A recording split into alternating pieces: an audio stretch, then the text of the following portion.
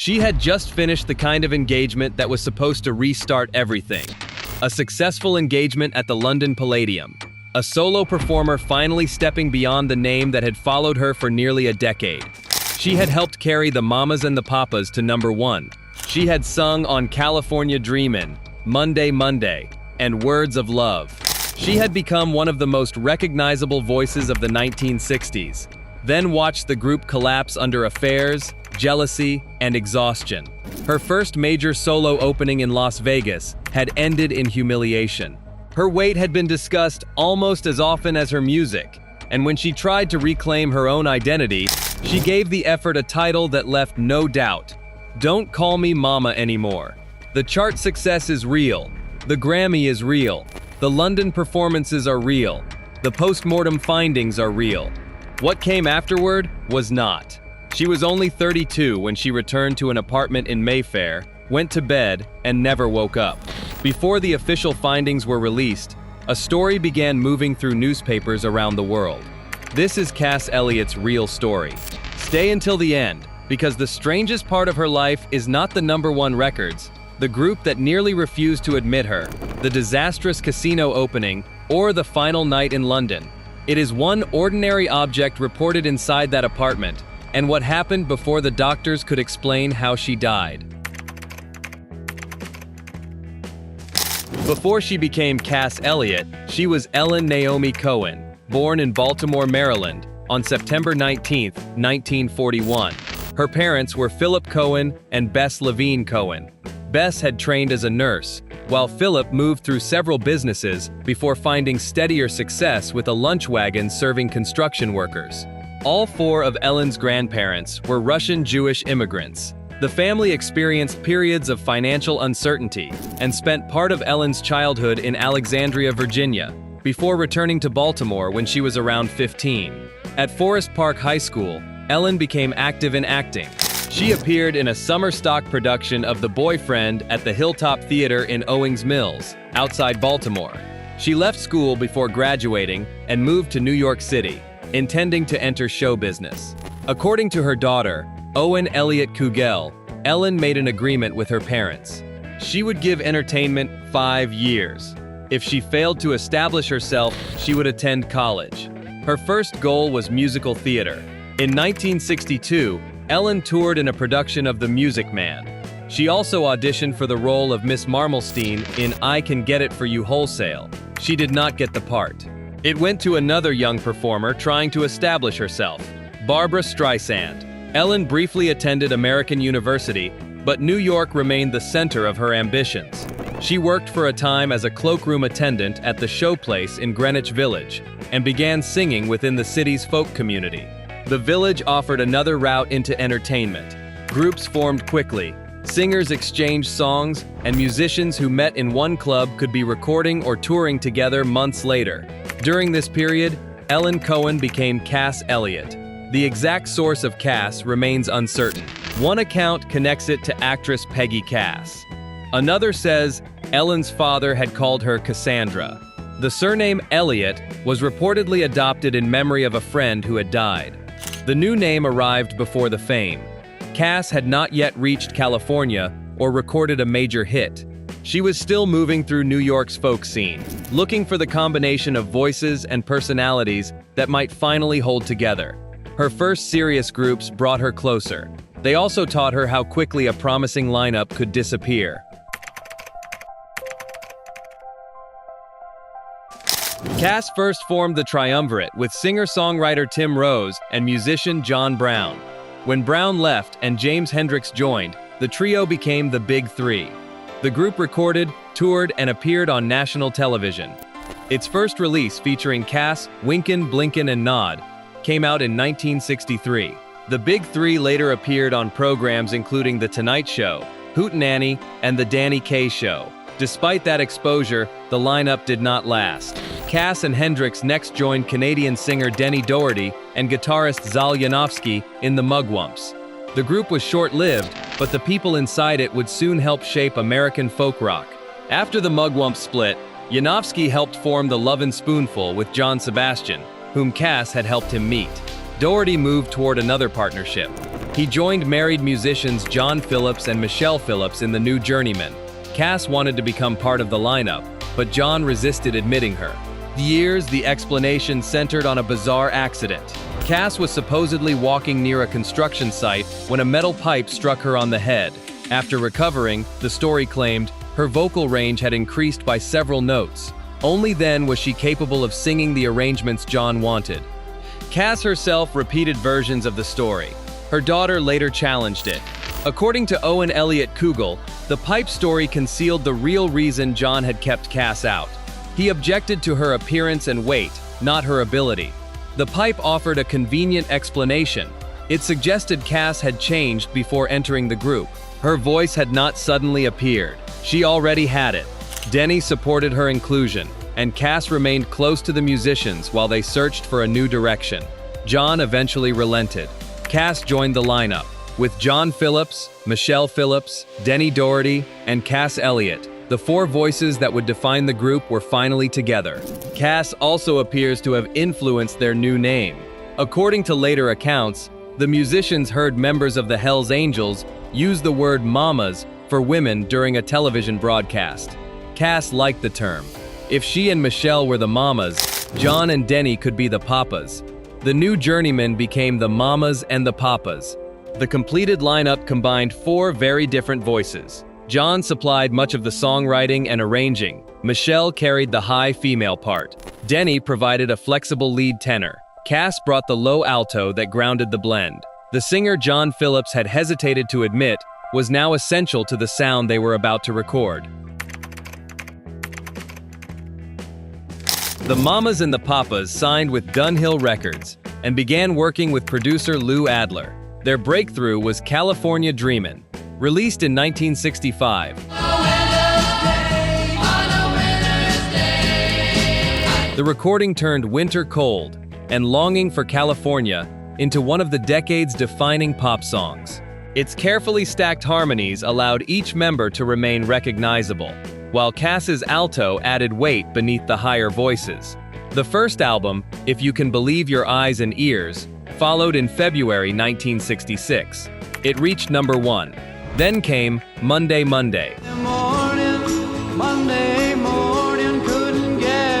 The song became the group's only number 1 single on the Billboard Hot 100. It received several Grammy nominations, and the group won in the category then known as Best Contemporary Song. Cass received an even clearer solo spotlight on Words of Love.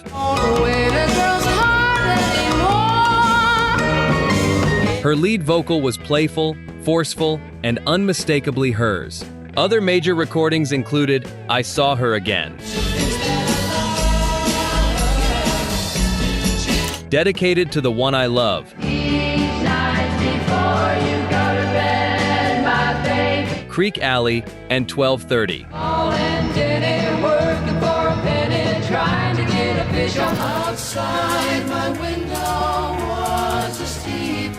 The success was sudden, but the relationships inside the group were unstable. Cass had strong romantic feelings for Denny Doherty. Those feelings were not returned in the way she wanted. Denny, meanwhile, became involved with Michelle Phillips, who was married to John. The affair damaged the group. John temporarily dismissed Michelle in 1966 and replaced her with Jill Gibson. Michelle later returned, and the original lineup continued recording. The music still required them to stand together. Their private lives were pulling them apart. In June 1967, the Mamas and the Papas performed at the Monterey International Pop Festival. John Phillips and Lou Adler had helped organize the event, and the group appeared during the closing program. Monterey placed them at the center of the new rock culture. The festival introduced American audiences to major performances by artists including Jimi Hendrix, Janis Joplin, and The Who, while the Mamas and the Papas helped close the weekend. It was a public peak. The original group run effectively ended in 1968, only a few years after California Dreamin' had broken through. A contractual obligation later brought the four members back to record People Like Us, released in 1971, but the central partnership had already finished. Cass's time with the group had delivered nearly everything a singer could be expected to want: a #1 album, a #1 single, a Grammy, a place at Monterey, It also left her attached to a nickname, a broken set of relationships, and a public image shaped as much by her appearance as her voice. The next test was whether audiences would accept Cass Elliot without the other three people beside her. Cass's solo career began with "Dream a Little Dream of Me." The song appeared on the Mamas and the Papas album, The Papas and the Mamas, in 1968, but it was promoted prominently under Cass's name. Its gentle, intimate arrangement gave her room to sing without the group's usual wall of harmony. Her first solo album, Dream a Little Dream, reached number 87 on the American album chart. More recordings followed, including It's Getting Better and Make Your Own Kind of Music. Both would remain among her best-known solo performances. Then came Caesar's Palace. Cass was booked for a major engagement at the Las Vegas Hotel in October 1968. The contract was widely reported as $40,000 a week for 3 weeks, with 2 shows each night. Before the engagement, Cass undertook an extreme diet. She later said she had lost approximately 100 pounds from a reported starting weight near 300. The dieting period was followed by serious illness. Reports described throat trouble, a stomach ulcer, several weeks confined to bed, and some of the lost weight returning before the opening. The engagement proceeded. Cass was not ready. The opening performance was poorly received and became a major professional humiliation. A later biography claimed that she had injected heroin before the show, but that allegation does not come from an official medical or police record and cannot be treated as established fact. What is documented is the failure. A prestigious booking intended to establish Cass as a major solo headliner instead threatened to end the new career before it had properly begun. She rebuilt through television. Cass's humor and conversational ease suited variety programs where she could sing, introduce guests, and appear as more than one voice in a group. She appeared on The Carol Burnett Show, The Johnny Cash Show, The Mike Douglas Show, Hollywood Squares, and Match Game. In 1969, she starred in the Mama Cass television program. Her recordings continued as well. Bubblegum, Lemonade, and Something for Mama appeared in 1969. After Make Your Own Kind of Music became a single, the album was revised and retitled around the song. Mama's Big Ones followed in 1970. In 1971, Cass recorded with former Traffic member Dave Mason. Their album, Dave Mason and Cass Elliot, reached number 49, making it the highest charting American album to carry her solo name. Las Vegas had not ended her. Television restored her visibility, and the Dave Mason collaboration showed that audiences would still follow her outside the Mamas and the Papas. But the word mama remained attached to nearly everything she did. Cass was about to answer it directly. Cass became a mother while the Mamas and the Papas were still near their commercial peak. Her daughter, Owen Vanessa Elliott, was born on April 26, 1967. Cass did not publicly identify Owen's father. Owen later learned that he was musician Chuck Day, though his identity did not become widely known until after his death in 2008. Cass's marriages were brief. She married James Hendricks in 1963. The marriage has been described as one of convenience, intended to help Hendricks avoid the military draft, and it was annulled in 1968. In 1971, Cass married journalist Donald von Wiedenmann. The relationship ended within months. Beyond her immediate family, Cass became known for bringing musicians together. She had introduced Zal Yanofsky to John Sebastian, helping create the partnership behind The Lovin' Spoonful. In Laurel Canyon, her home became one of several gathering places for musicians, songwriters, and performers. Accounts consistently remember her as a host and connector, though claims that her house alone served as the center of the entire scene should be treated cautiously. Television remained one of her strongest platforms. Variety programs allowed Cass to use comedy and conversation alongside music, while her records began moving towards standards and cabaret. After signing with RCA Records, she released Cass Elliot and The Road Is No Place for a Lady in 1972. The first title mattered. It used her chosen name, No Mama. By then, the nickname had followed her for years. It remained valuable to promoters and instantly recognizable to audiences. But it also encouraged the public to treat Cass as a character rather than an adult solo performer. In 1973, she turned that conflict into the title of a new stage project, Don't Call Me Mama Anymore. The production became a live album and a CBS television special. It combined standards, comedy, music, and theatrical presentation, giving Cass a format separate from the folk rock image of the 1960s. The title was direct because it needed to be. She had entered show business as Ellen Cohen, chosen the name Cass Elliot, then become famous under a label created for a group. Now she was asking audiences to use the name she had selected for herself. The old songs did not disappear. People still knew her from California Dreamin and Monday Monday. Newspapers continued using Mama Cass. Yet the project marked her clearest attempt to control what came next. By 1974, Cass had survived the group's collapse, the Caesars Palace disaster, and several uneven solo releases. Television had kept her in public view, while cabaret offered a more mature direction for her stage career. That summer, the new act took her to London. The result appeared to be the victory Las Vegas had denied her.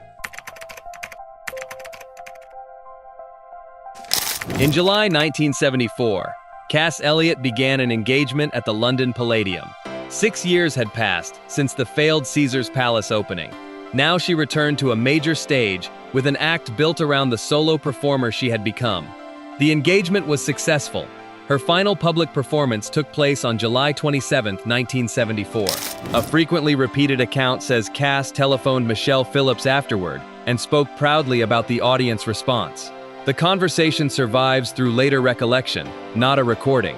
The larger point does not depend on the exact words.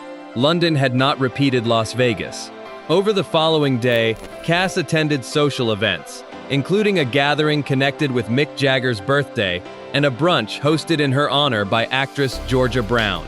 Later accounts described her as tired and mentioned coughing and breathing difficulty, though those observations came from memories gathered after her death rather than contemporary medical records. On the evening of July 28, Cass left a gathering hosted by journalist Jack Martin. She said she was tired. She returned to Flat 12, 9 Curzon Place, in Mayfair. The apartment belonged to Harry Nilsson. She went to bed. Sometime during the night, her heart failed. On July 29th, Cass Elliot was found dead. She was 32. British pathologist Keith Simpson conducted the post-mortem examination. No drugs were found in her system. No food blocked her airway. She had not choked. The official finding was heart failure associated with fatty myocardial degeneration. Before those findings reached the public, another explanation had begun spreading.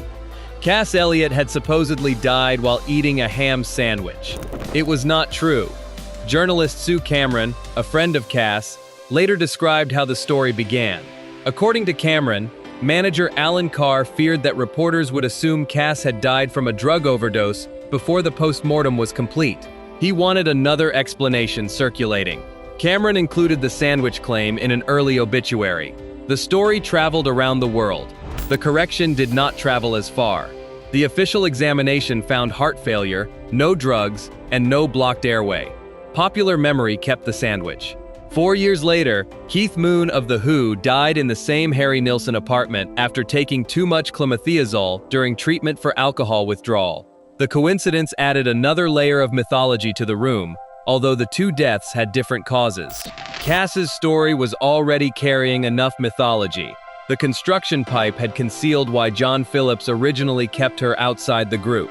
The sandwich distorted what happened after her final night. One false object entered the story before her greatest success. Another remained after she was gone. Cass Elliot's life became framed by two stories that were easier to repeat than the truth. The pipe supposedly explained why she deserved a place in the group. The sandwich supposedly explained why she died. Neither did. What remains is the documented life between them. Cass helped create the sound of the Mamas and the Papas, rebuilt after Caesar's Palace, raised her daughter, and spent her final years developing a stage identity beyond the nickname attached to her. Her demand was already there in the title. Don't Call Me Mama Anymore. Subscribe for more stories that separate rock history from the myths that replaced it. After her death, the group entered the Rock and Roll Hall of Fame. Cass received a star on the Hollywood Walk of Fame, and Owen Elliott Kugel published a memoir challenging the stories that had followed her mother for decades. The songs remained: California Dreamin', Dream a Little Dream of Me, Make Your Own Kind of Music, Not the Joke, Not the Sandwich. Cass Elliot.